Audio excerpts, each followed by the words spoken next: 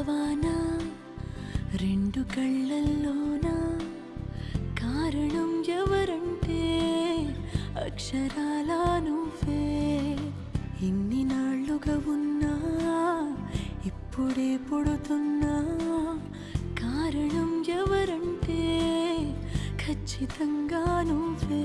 మబ్బుని మెరుపుని కలిపిన వానల్లే పెదవికి నవ్వుకి పరిచయం నీ వల్లే.